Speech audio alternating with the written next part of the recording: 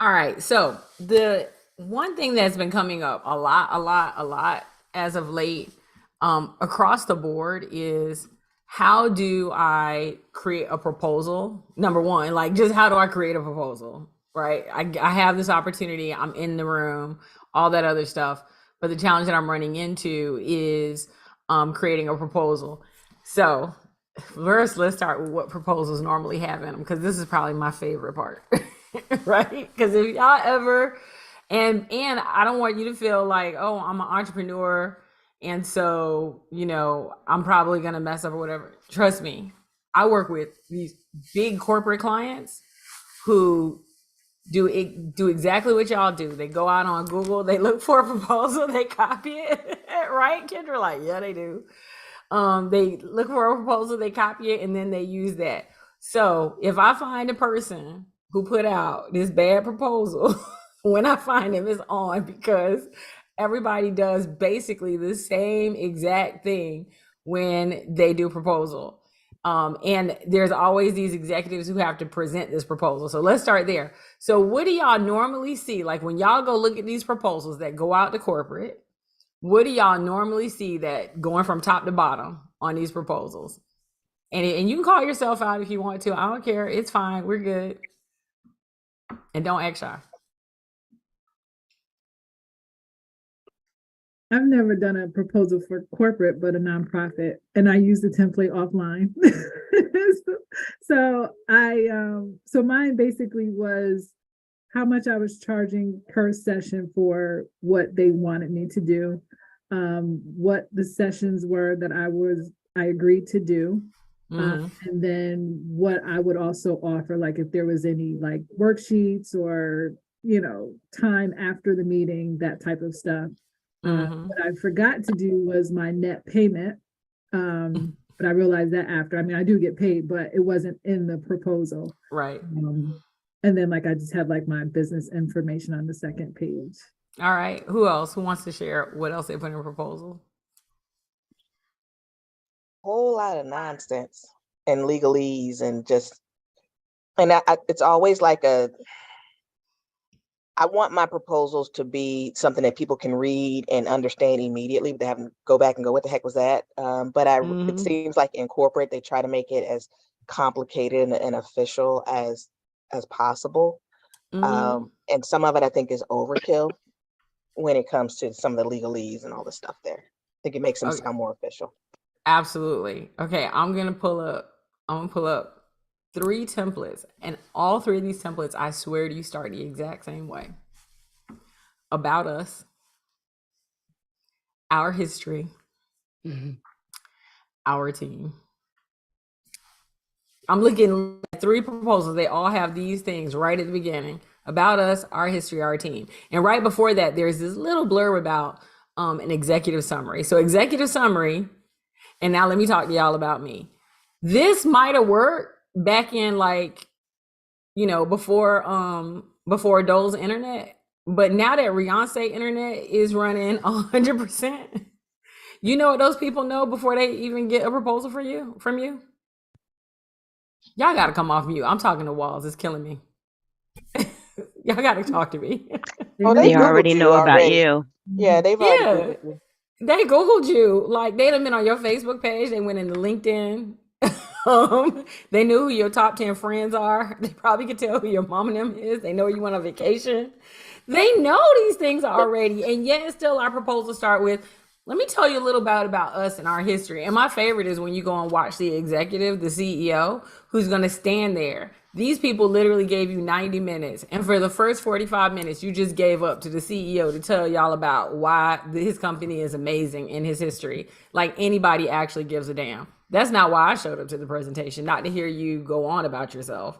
I think the thing that people miss too is like by the time you are asked to prepare a proposal, you more than likely have had a conversation with at least 1, maybe 2 or 3 other decision makers. So now they just need it in writing to hand it off to discuss with their board, discuss with their team, like kind of pick through it. So it's like you're adding in redundant information that really could be used in a better way. Absolutely. And definitely not at the beginning of the proposal. Like It's not that you don't put it at all, but damn, it doesn't have to be page 2. That's the first thing. So I want to tell y'all, first of all, exactly how decision makers read proposals.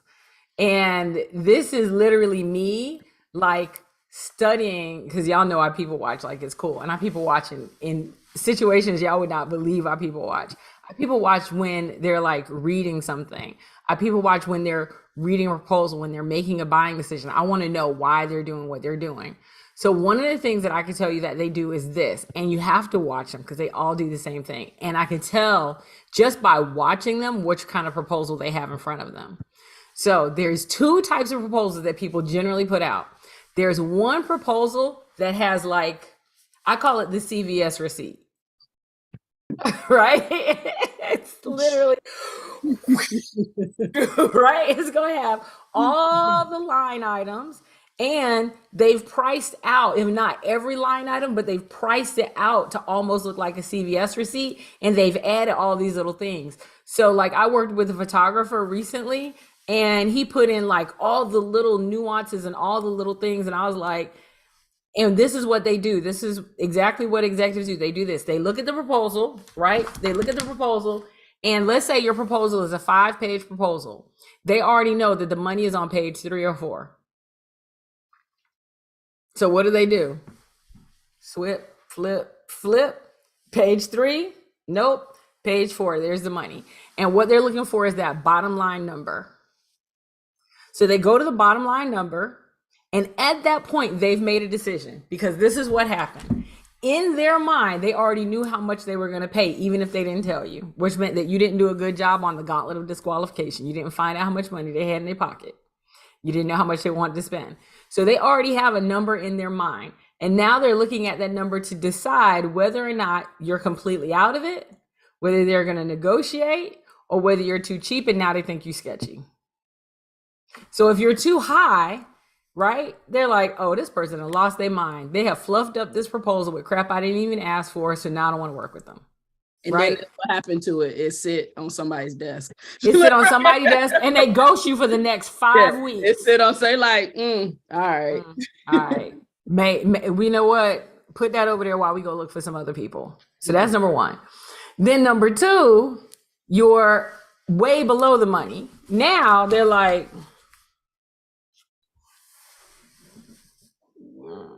you must not be that qualified. How many people you say was on your team again? Right. You're not qualified. Did this include the pre-work and the setup, or it only include the first phone call conversation? I literally did this with the contract that I hired for one of our retreats, actually. I was like, there must be something missing. You clearly didn't understand everything that I asked for. And he's like, no, this is it. And I'm like, nah, you missed something. For sure. Yeah, because if it's too cheap, you start thinking it's something I'm not gonna get. It's something hidden. There's something I can't see what's not there. So now you feel sketchy about the proposal. Now you're not interested. And if you send the CVS receipt proposal and the number is where the number is, now they're gonna negotiate. And let me tell you something. You don't want to be in a contract negotiation unless you damn well know how to negotiate, because what you just did in that moment is you gave them the power. You have lost your position of power, because the worst negotiation anyone could be in is the one they don't know they're in.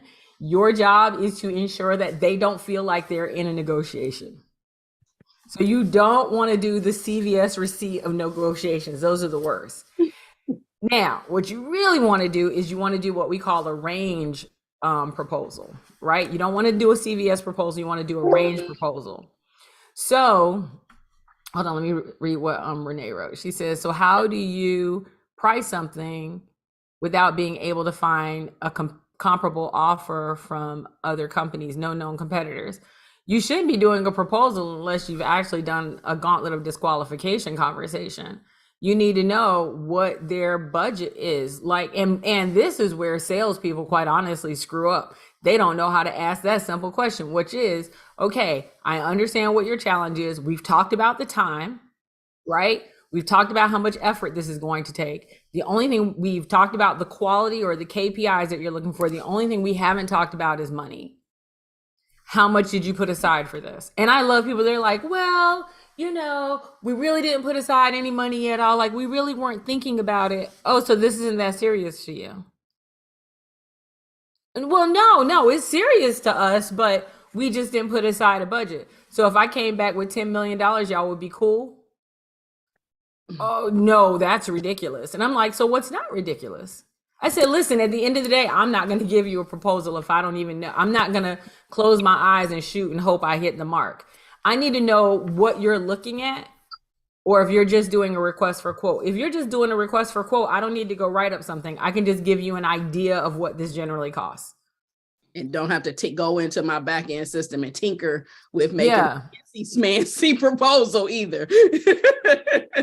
Cynthia, a government organization will tell you what their budget is, because believe it or not, they have one, unless you're doing a request for quote. Now, what they'll do if you're doing government is they will tell you what the scope is, and what they're doing is they're getting a request for quote so they can determine what their budget needs to be so they can go and ask for money.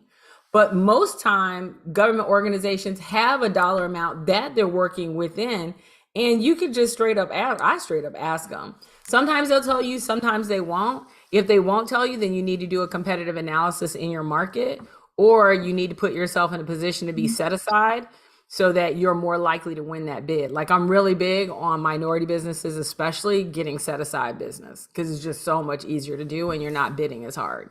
You could also be sole source. Being a sole source in government is where you want to go. All right, so now you have this. So now how do you actually write a proposal that's going to make sense? You want to give them an opportunity to be within a range. You want to say, I know what your low is, so that is exactly what you want. So now let me throw in the kitchen sink, and it's going to look something like this. So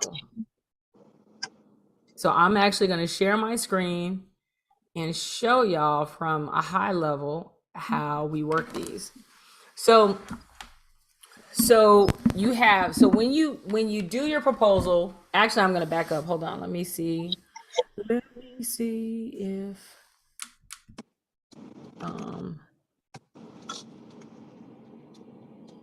I want to show you. Where's my quick sheets that I'm looking for? I got like 800 pages. So the first thing that you want to do is you want to understand that you got to start off with what should be in your proposal to start with. So this is where people actually screw up. They don't have a what should be in my proposal moment for themselves. And so this is what should be in your proposal to start with. So right at the very beginning, you have an executive summary. This is a super high level overview. Keep it short. 5-10 sentences at the most. Super, super, super short, right? And this just says, hey, this is who this company is. This is what they're going through. The 1 line or 2 lines of what they're going through, and this is what they asked for. Keep it super short. Then you want a project summary. A project summary answers this question: what's going on in their world that makes this project important to them now? And what are their resource considerations, right? So if you were talking on the phone to that client, you said, hey, I get what you're doing. So what's going on in your world right now that makes y'all want to do this? Write that down, because that is the opening of this. And then you have to have their resource considerations: time, money, right? So schedule, money. The first part is their scope.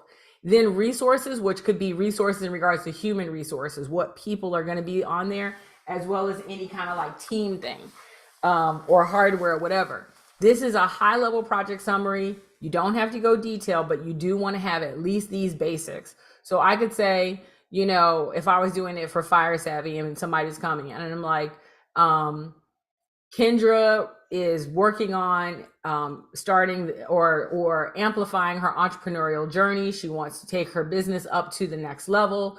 Currently Kendra is looking at joining the Fire Savvy team. Within, she would like to come to the March Unfire Savvy Mastermind. So there's my time. She has a budget allocated of $5,000, and she will not be bringing any team members with her. Boom, boom, boom, right? And she would like to stay at the mansion. That is a high-level project summary. Now, this next one, which everyone misses on their freaking proposals, and I do not know why, is the journey of the client. You need to know how the client got to their current state, as well as what their beliefs are. I'm gonna say that one more time. You need to know how the client got to that current state, as well as the beliefs that they have. Now, here's the thing. Do not sit here and be talking about they're broke and busted and they're not BBFU graduates. Right now, this is what you really want to be saying. Like, this company is amazing. They've done these amazing things. They've grown to this point, and now they're ready to go to the next level. Don't be talking about they did a website and that website looked like trash. And they're trash. And I don't even know how they're getting people to this day. What were they thinking? Oh my God, I'm surprised they're not completely broke. No. They did all this work. This work was fantastic for its time. They are now ready to up level because they want to reach a new level of blah, blah, blah. We always speak to our clients in terms of what they've achieved. Right? So what have they achieved thus far? And then this last one is measure of success.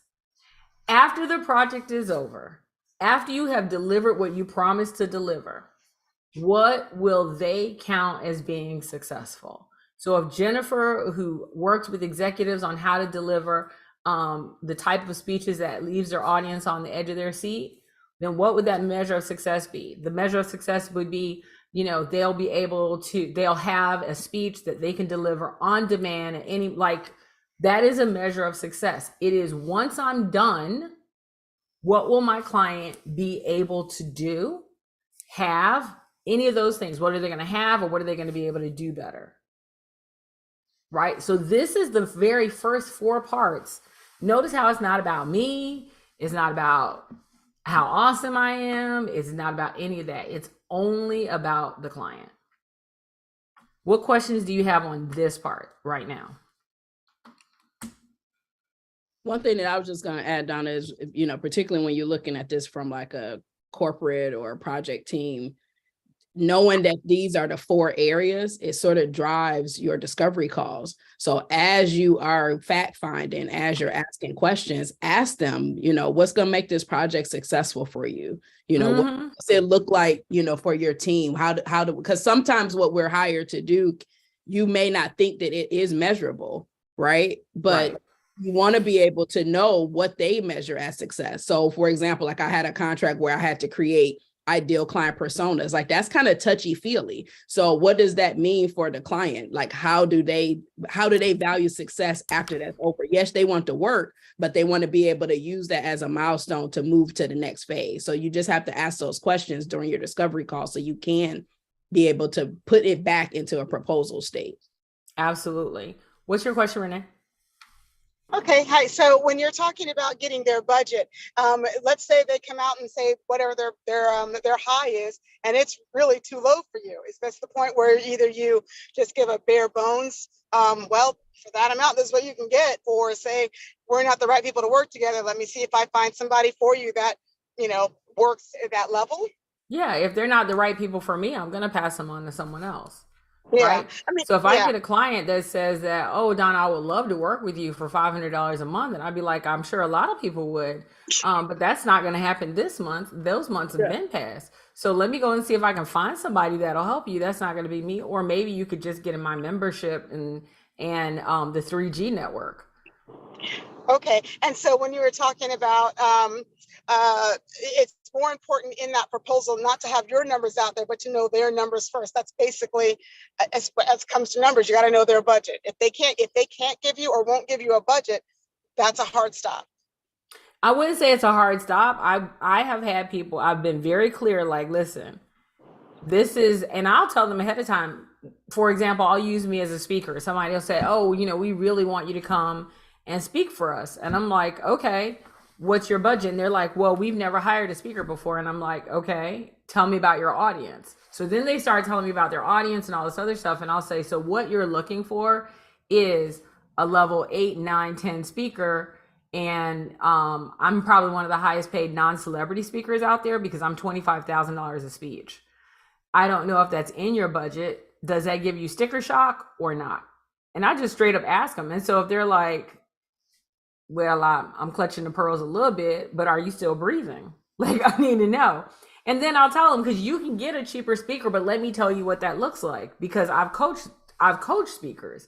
So let me tell you what that looks like, and let me tell you what the difference is, right? Because again, if you've never bought a car before and the first place you walk into is Rolls Royce, you're probably gonna pass out, right? So you gotta know what you're looking for. And sometimes I'll tell people, I probably need you to go and work with a few other speakers before you work with me, right? I usually work with people that are more experienced with working with speakers, because then, I'm gonna set the bar up here and y'all gonna be really upset with the next person. So I'm gonna let you go ahead and have a few busted speakers and then come back through.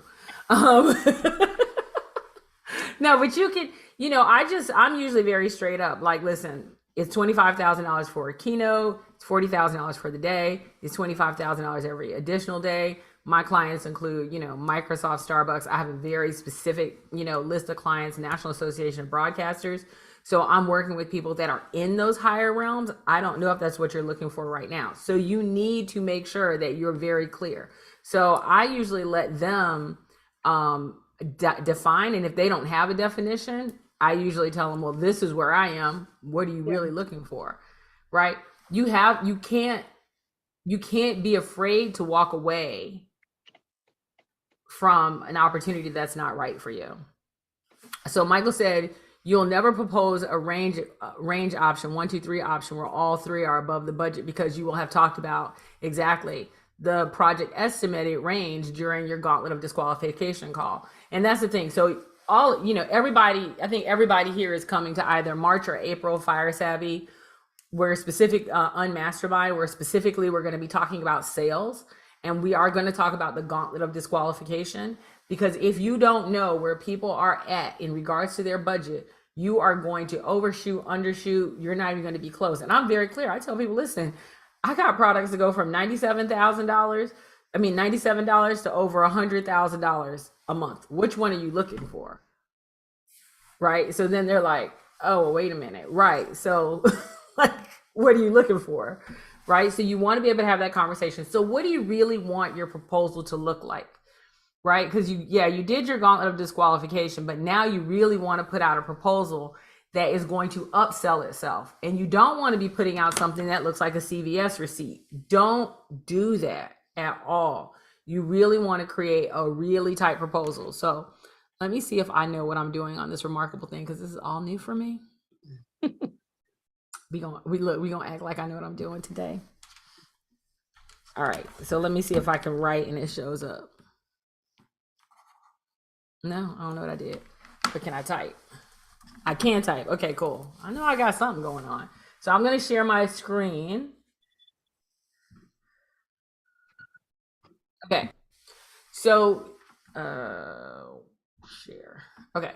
So this is really what you want to think about. There's 2 parts, and this is just the meat and potatoes. This is just the money part. There's 2 parts that you want to put in your proposal.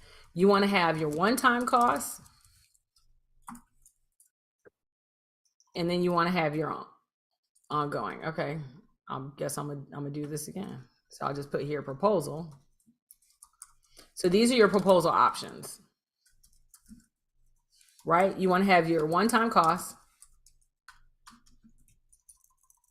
and then if you have them, ongoing. Not always do you have ongoing, so don't feel like you have to have them both if you don't have them.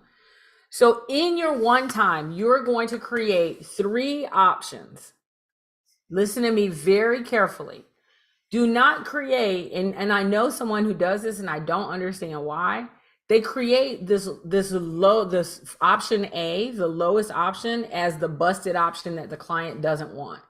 I do not understand why they do that. I think that is the dumbest thing in the world.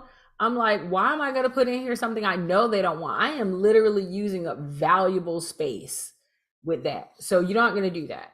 So you're going to have your one-time option, and then you're going to have your first option, and you can give it a name. I'm just going to call it option A. Option A is exactly what they want. It's exactly what they want. So whatever it is that they told you that they wanted, that's what you're going to put here. Okay. So if they said, I want, these 3 things or these 4 things, you're going to put that there, and then you're going to give it a dollar amount for the collection of results. Let me say that one more time. For the collection of results. Photographers are famous for going, and I'm going to use a drone, and I'm going to use 5 cameras, and I don't care about what equipment you're going to use, bro. I care that I'm going to get aerial footage. Whether you going to stand on top of a ladder and have a stick with a string and your camera going like this to get me that footage, or whether you got a drone, neither one of those is my business. What I care those TikTok hacks. Don't do a TikTok hack. When they throw the phone up, don't do the TikTok hack. Don't put that in the proposal. Right. All I care is that I'm going to get aerial footage. That's what I want. I don't care how you're going to get it. Right.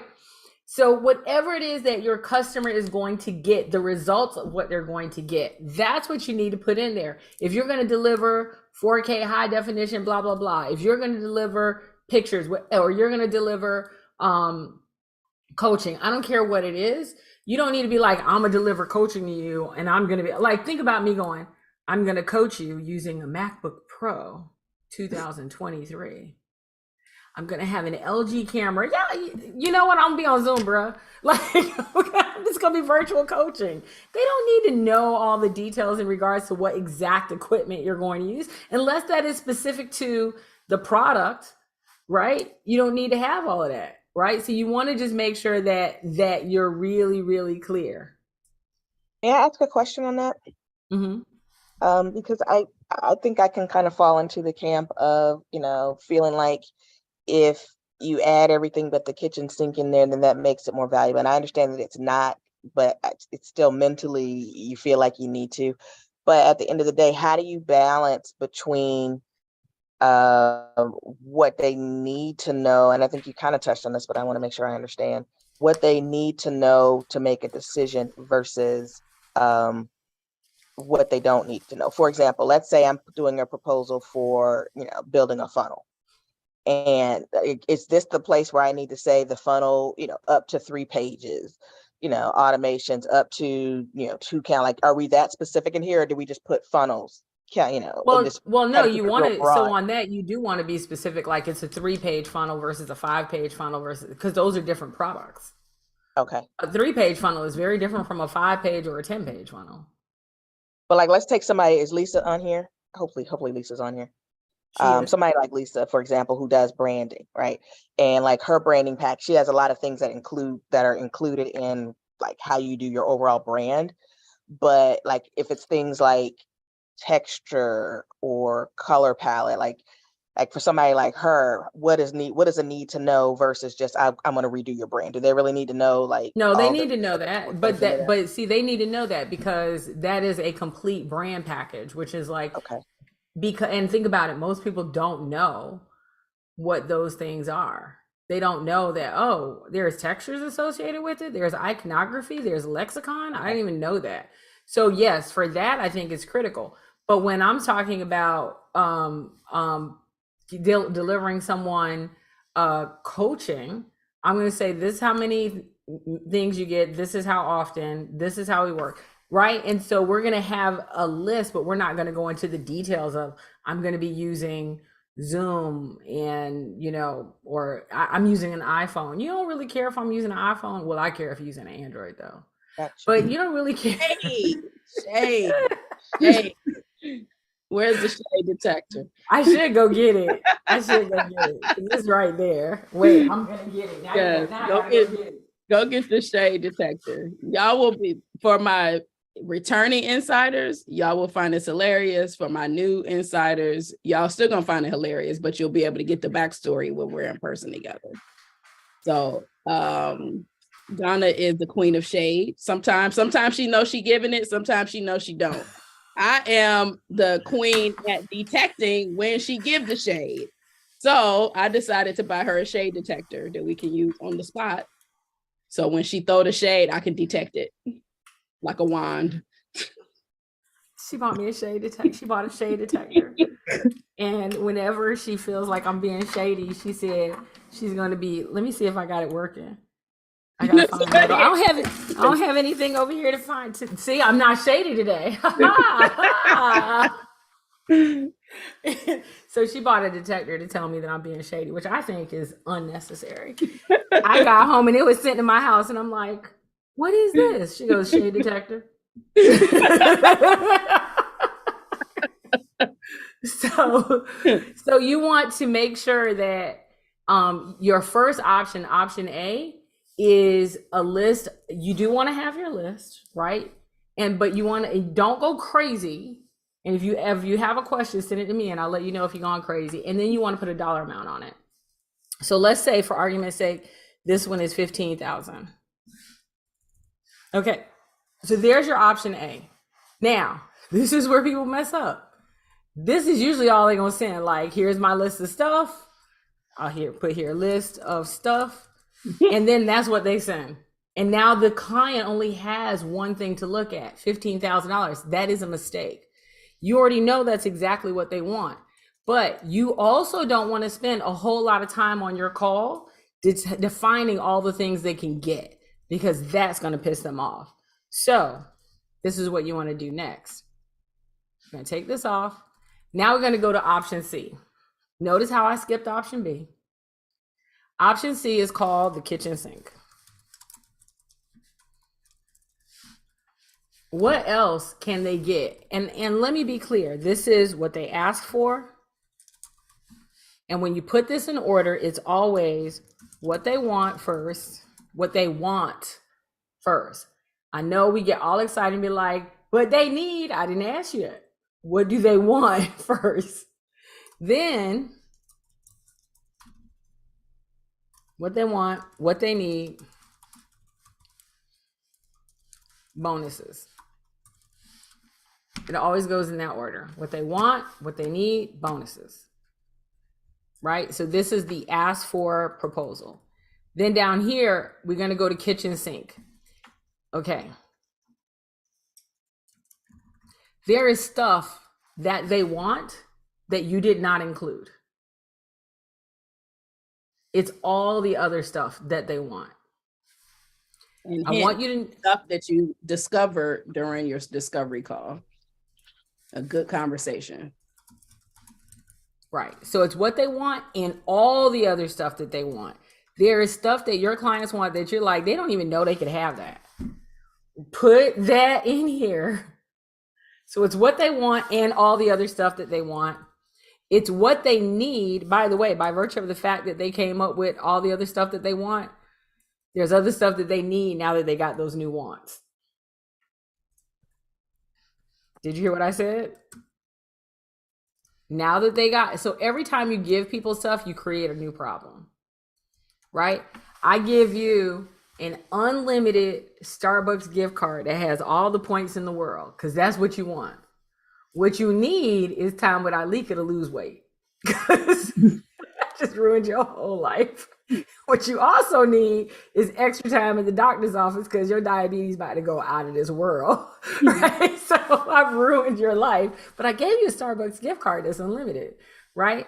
What you want is you want that new Range Rover Evoque that you was looking online at 3 o'clock in the morning. What you need is time with Nashaya to make sure you can actually pay for it. You also need to make sure that you got insurance. So anytime you get something that you want, there are these other things that go with them that you need. So you have to list all the things that they want and all the things that they need, as well as all the other bonuses they can get. This is the kitchen sink. What questions do you have about this part? When you say bonuses, what is that? And is it necessary? Yes. What do you think a bonus is? I mean, typically in the context of like a typical, like a coaching thing, it's usually going to be something, a little something extra that they value I that didn't kind ask of. what the definition of a bonus was. But I'm asking that because I don't know what a bonus will be in the context of a corporate contract. But so if I look at my corporate contracts, they can have unlimited time on my Common Sense calendar. They can have me come to specific meetings that aren't normally listed at all, right? If I'm looking at as a speaker, they might have something like I will show up to their networking dinners. I'll take extra pictures. For you, if you have any type of educational software that they can have access to, those are bonuses.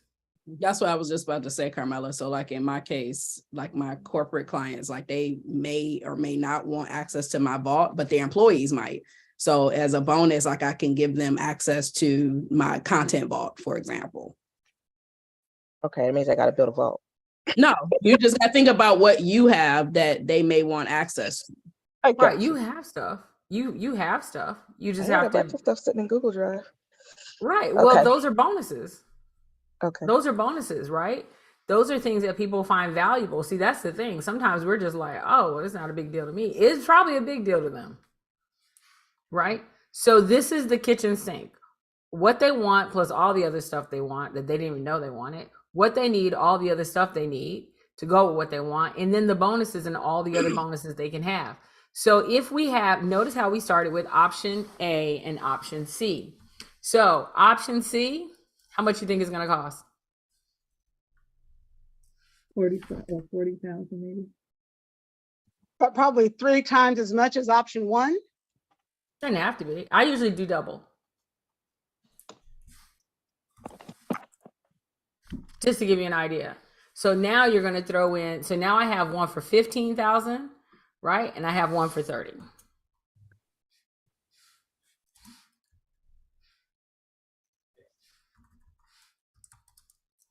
And I'm sorry, bonuses doesn't go in the first one. So what they want, what they need, this is specifically what they asked for, and it's 15. So this one over here is going to be 30. So this option B right in the middle, I'm going to try to do it right at about 7.5. 7.5 over 15. Now, this is really, really important because I'm going to show you something. So when I come here in option B, I'm going to take, let me just grab this. Again, we always include the stuff they asked for.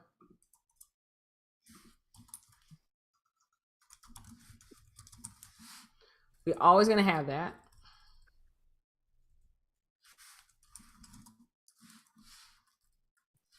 We're going to add some extra of things that they want. Few things from option C, not a lot, just a few things from option C that they want, right? And then we're going to say few things from option C that they need.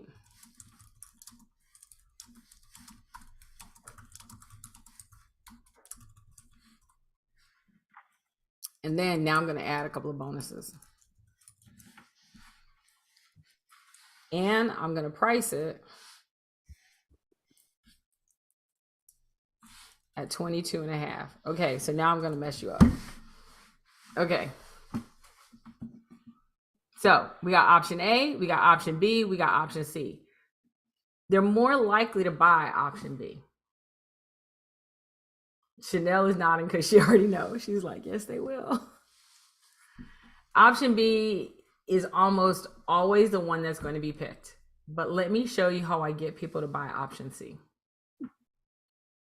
I didn't show you this, Chanel. I'm sorry. Okay. So. That means you might owe me about $10,000 in lost wages. You owe me 10 grand in lost wages. Like you owe me some money. You owe me in. Okay. So I'm going to get them the option. I'm going to get them the option B because quite honestly, they're like, yeah, I could probably do that. I could see that because these other things that they want, by the way, they didn't know they could have them, but now they're like, dang, It's one of those things like, I didn't even know I needed that, but now that I see it, I kind of do, right? Okay. But I want them to go to option C.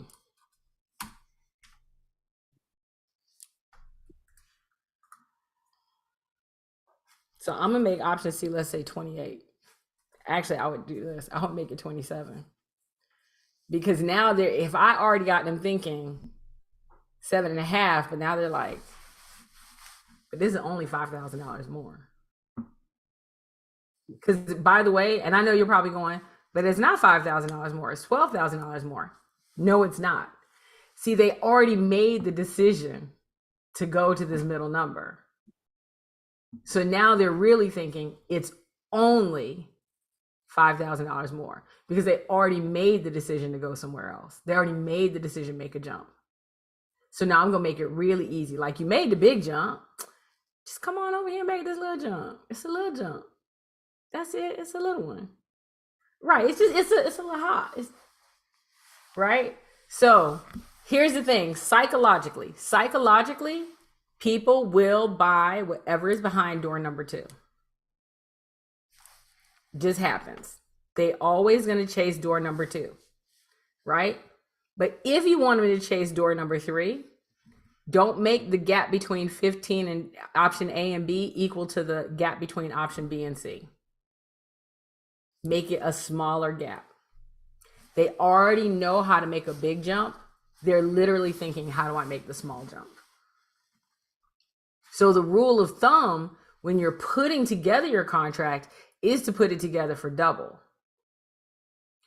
But if you want them to jump to the third option, if you think there's a chance, then drop it a little bit. You're more likely to get option C. And so the last thing I want to tell you is, so why does this work? This works because the customer is not, so what happens is they're going to open the contract. They're going to do that thing where they're going to go to page 3, and then they're going to go, oh, there's a range between 15 and 27. Now we're not having a negotiation. We're having a contract discussion. It's completely different. We're having a proposal discussion, because then they'll start saying things like, okay, so I see you have this in option C. Can I add, or will you include? Or, because now what's happened is this. They know what they asked for. They're now looking at all these other things they could get, and their brain has literally turned on and said, oh, I wonder if they'll also do, and then they start asking you to do other things. Chanel, have you run into that on yours? Yeah, I had a contract that was up for negotiation. It was a difference between, the base was 25, and then we did 33, and then we did 50. And I'll be honest, like, I was like, when she gave me, when Donna gave me, okay, here's your base, here's what I would ask for option B, here's what I would ask for option C. I was like, there's no way I can ask them for 50 grand, right? Like, it was a big jump for me. Like, I was like having heart palpitations, but I was like, you know what? Let's just ask. Like, I know what I can do. Obviously, they're asking for a renewal, so they trust my work. Let me at least put myself in the running. And they 100% went for option B. And then when I renegotiated it, then they were like, hey, like, I know that in, the previous amount you had offered social media management, or you offer like LinkedIn, you offered this other stuff.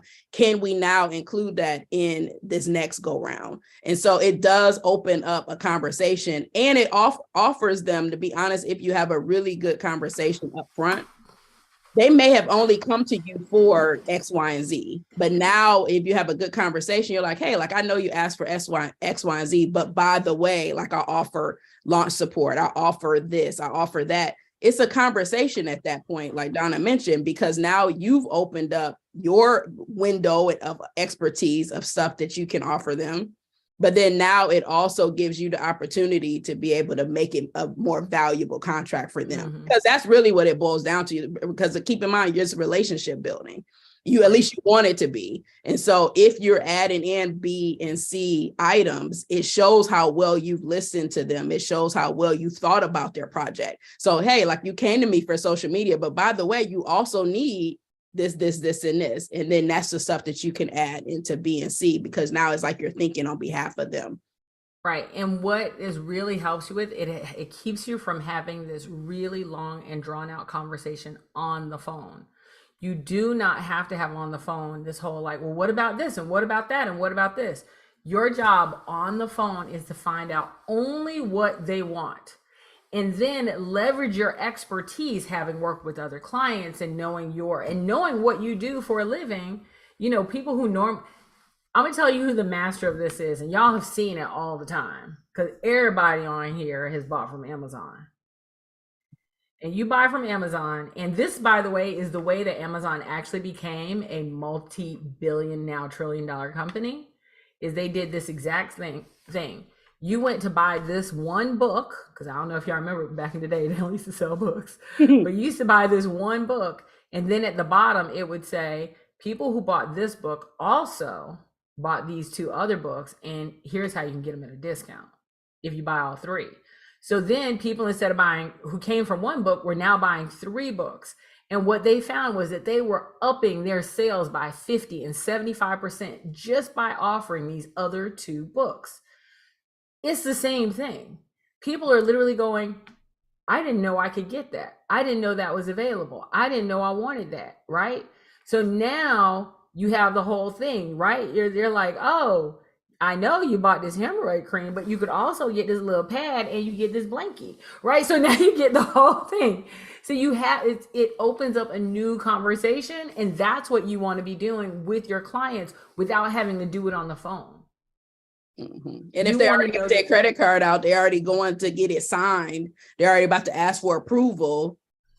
Yeah, if I put 22.5 and 27, I mean, it really is just 5,000. Like right. For us, it may seem like a lot, but when we're looking at, departments that are grant funded, that have done annual budgets, like it's another 5 to get all the stuff that they want. And what you have to understand as well is high ticket is high ticket for your client. It does not mean high ticket for you.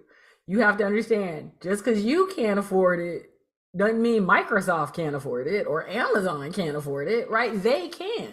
So you have to really be getting out of that scarcity mindset and literally going, this is for my client. This is what I think is the right thing. This is what I'm charging my services at. Go ahead, Renee. What's your question?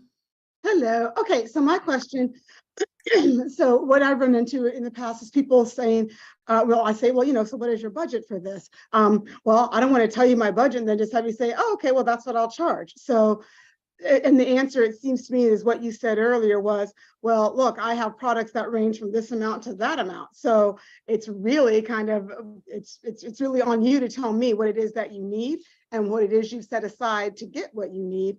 And then we formulate together a package. So is that, did I process that properly, or am I missing? Yes, absolutely. I get people all the time that when I talk to them, they're like, well, we didn't set aside a budget. I said, so you weren't actually looking to buy anything. You were just calling to say, hey, right?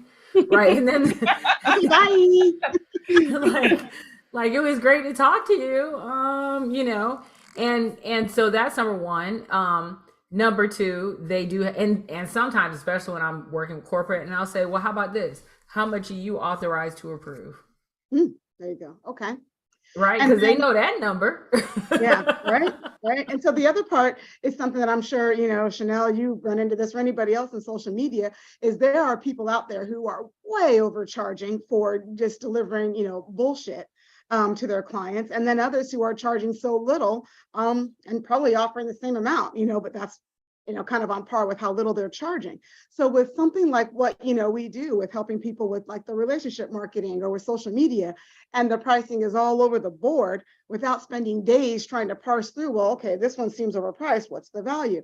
How do you even know where to put yourself? I don't price based on competitors. I price based on the value that I deliver. And this is literally what I do for pricing. So if I price out a program at $25,000 a year, I am literally going, how do I make this person 5 to 10 times more than what I charge them? So I actually use a factor of how do I make them 5 to 10 times more. And I put together a path to get to that 5 to 10 times more. And do you tell them that that's your goal? Oh yeah, I hope all y'all know that. Like I've said it like 10 times. We literally did a 10X program. So I hope the hell so. I guess I'm asking, should I tell them that? You know, like if I'm like, hey, listen, I'm going to be your relationship marketing coach, and my goal Well, is you should have key performance indicators and goals as a coach. Absolutely. Right? If we're not having conversations about numbers and how you're getting to those numbers and sales conversations, and I'm not your coach, I'm your buddy.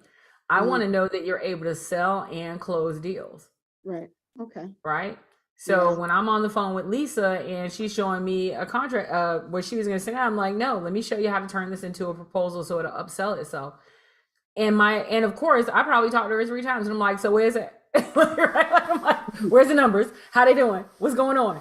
Right? I want to know that she's going after that and what the number is. So yeah, I do think you should have key performance indicators and goals that you're chasing. And Donna, one thing I was going to add, Renee, Donna has shared this with me.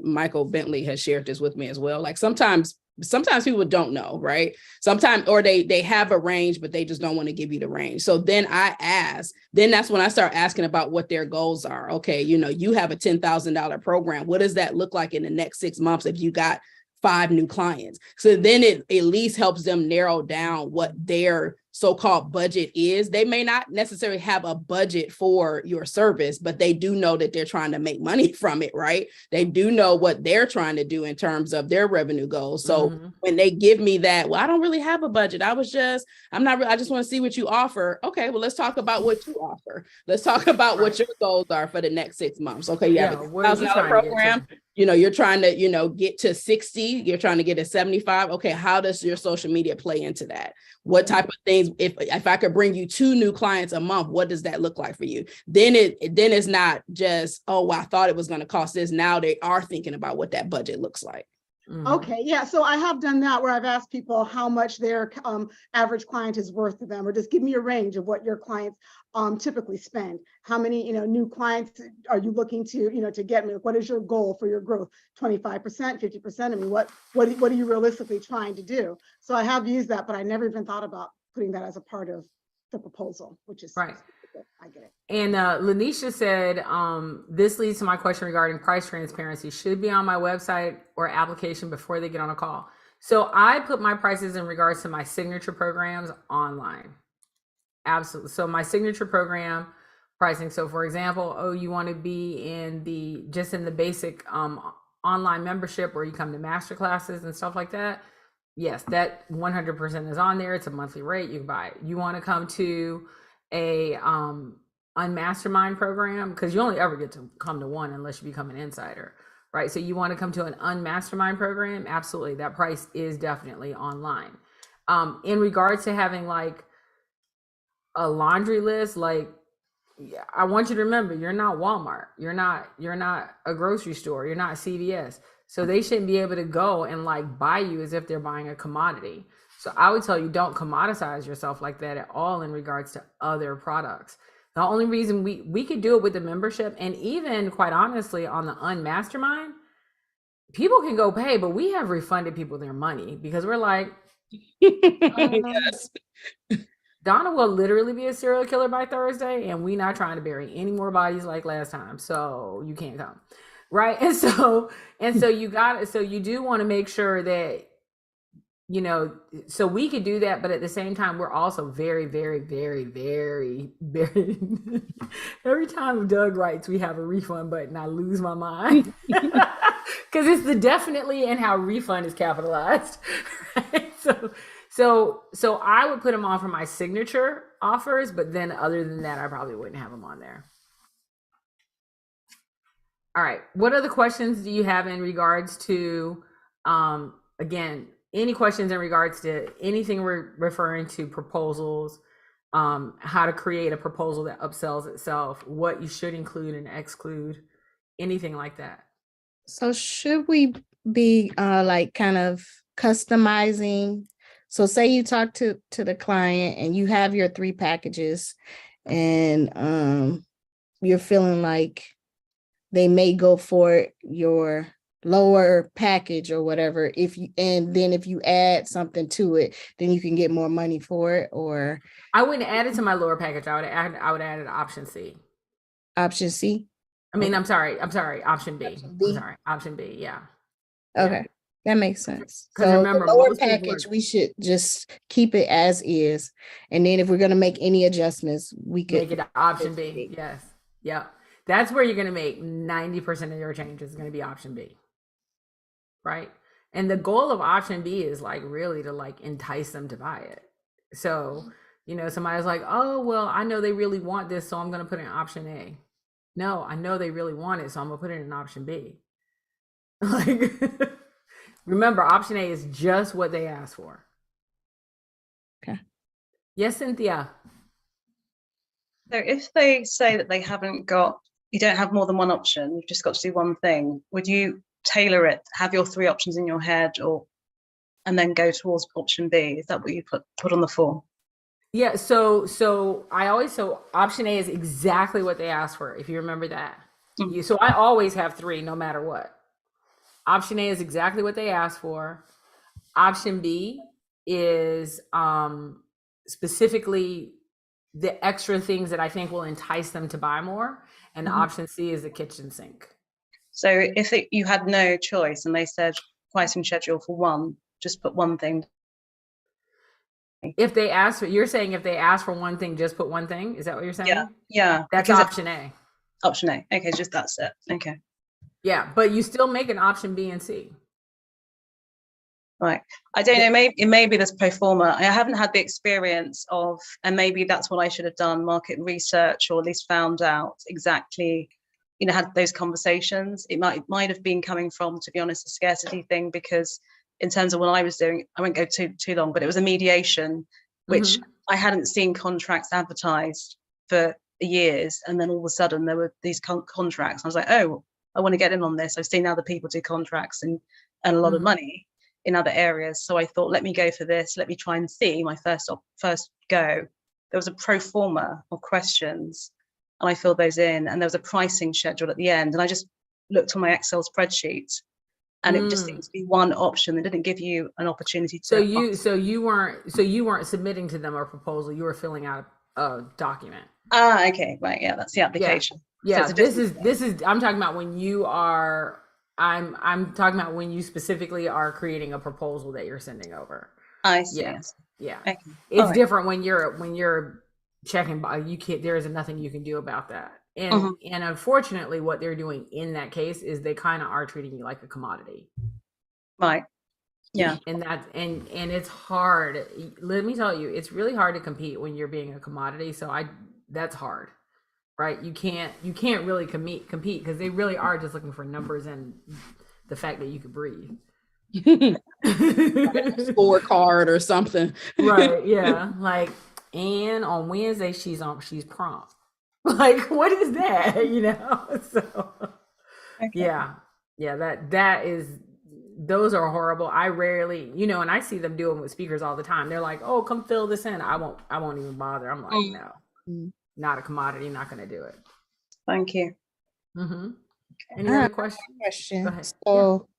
So say you've gone with the client and they're like, you know, is there anything you could do with this package or whatever? So you adjust, say we said B, and then you go back in front of them. Are you still taking your 3 options to show them when you're going through? So you're saying they've made a selection? Well, they're like, I would like this, but maybe I want to add something to it, and you go back to adjust the pricing.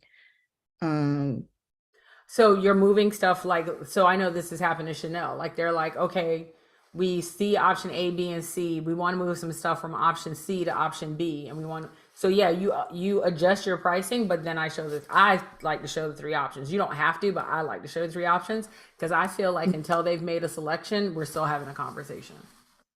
Okay. That makes sense. That's what I thought, but I just wanted to make sure. Yeah, and I'm like really clear. And then what I'll do is I'll say, listen, this is the option you asked for. which means that now that's going to be option A because it's the one they asked for. And they might now only have two options, be like, here's the one you asked for and here's all the other stuff.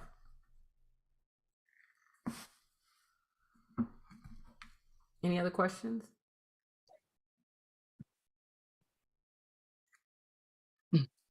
Y'all good? Everybody's gonna go and make proposals now? Okay, there's, oh, look at Doug. Doug writes the nicest things. He's like our little motivational typist in the background. He goes, when people start treating Fire Savvy like a commodity, which they can't, because there's only one of us. The conversation doesn't last that much longer. It doesn't last at all, actually. We're like, oh, yeah, I gotta go. All right. So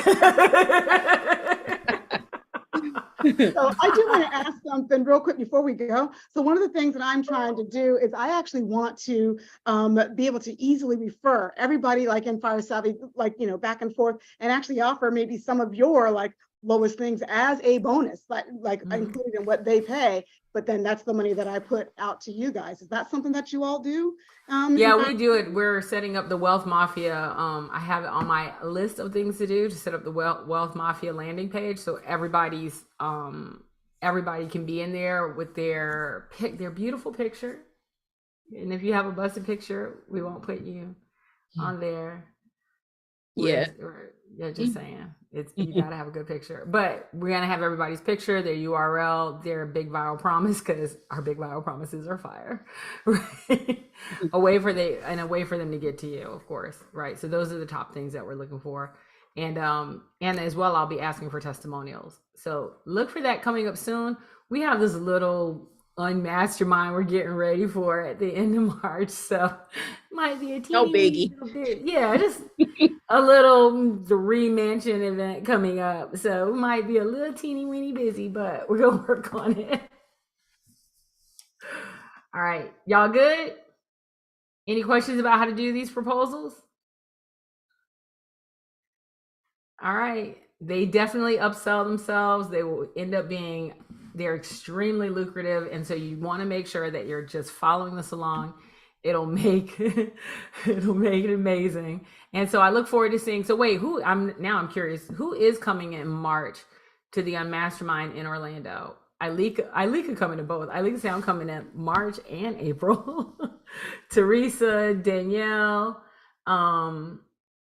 Leslie is, she might be on mute. Leslie is, Lisa, you're coming to April. Jennifer, you coming to April? Jennifer's coming to April. Carmela, I think, is coming to April. Rita is coming to March. Yeah, Rita is coming to March. Okay. Loretta, when are you coming? She is on mute. April. Okay, that's what I thought. She's coming to April. Okay, she's coming to April. And Cynthia, you're coming to April, right? Cynthia's coming to April. Renee, when are you coming back? April? So I can't commit just yet because I might be having to go to New York for a premiere of a show that I was part of filming, and I don't know those dates yet. That's not a priority. It was my Emmy award-winning producer, so I really want to be there. I mean, I guess whatever. And then Shay, I think you're coming to April, right? Okay. All right. Well, sales, y'all. Go get some sales. Go get some sales. Go get some proposals. Yeah. Donna just itching to review them. So I'm dying to review proposals. Yes. Yes, I really am. I'm actually putting like a whole template together. So go get some proposals. The replay. Yes, go get some proposals. All right. I'll talk to y'all later. Have a good one. Thank you. Bye.